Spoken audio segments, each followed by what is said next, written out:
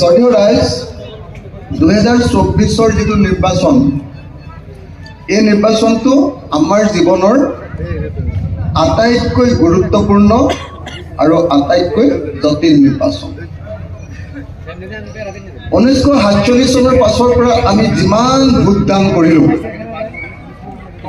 তাৰ ভিতৰত আটাইতকৈ জটিল নিৰ্বাচনটোৱে হ'ল এই 2024 চনৰ ইলেকশ্যনটো।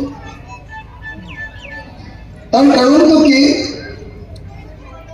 তাৰ কাৰণটো হ'ল যে 2025 চনত RSSৰ জন্ম হোৱাৰ 100 বছৰ পূৰ হ'ব আৰু চাৰিওফালে ভাৰতবৰ্ষৰ চাৰিওফালে এইটো হুলস্থুল লাগি আছে যে 2024 চনৰ লোকসভা নিৰ্বাচনত যদি বিজেপিয়ে এইবাৰ